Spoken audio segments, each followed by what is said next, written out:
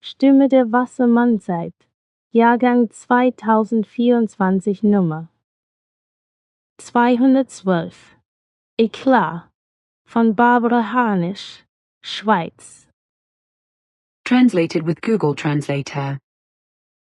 Voice of the Age of Aquarius, year 2024. Wassermannzeit number 212, Scandal by Barbara Harnisch, Switzerland.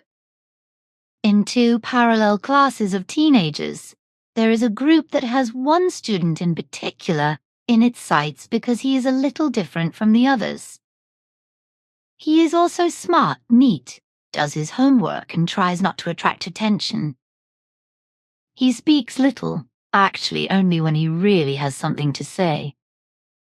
He no longer takes part in so-called pranks, sticks to the agreements and tries to protect his territory as correctly as possible, as the school and behavior rules demand. Before that, there were often arguments and wannabe attitudes, but after a clear discussion with the teachers and those affected, they agreed that they would give each other their space, respect each other and strive for peaceful interaction with and among themselves.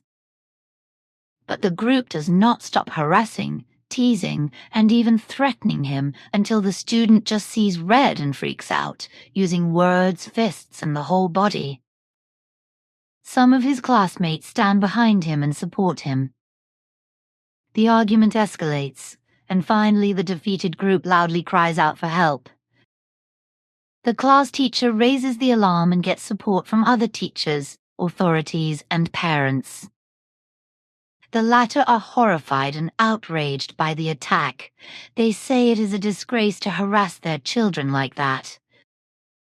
They all step in together, provide the group that had previously provoked them with material and backup so that they can join the battle and defend themselves together with many violent sympathizers.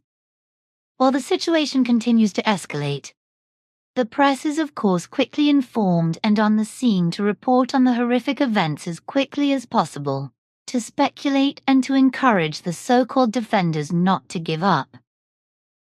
Interviews are also broadcast live. Many are eager to give information about the nasty guy they have obviously always disliked, and now have the opportunity to really spill the beans. More and more parents, copycats, and wannabe heroes are throwing themselves into the fray, some for the fun of it, others because they are perhaps unable or unwilling to counter the pressure of the masses. The unspeakable violence as well as the exploding aggression escalates more and more until everything is broken and destroyed, and no one emerges unscathed. Such a scenario is, of course, as unrealistic as it is absurd and would never actually happen. In the event of a scandal such as the one described above, every school would immediately set up a crisis management team and convene a round table with all those affected.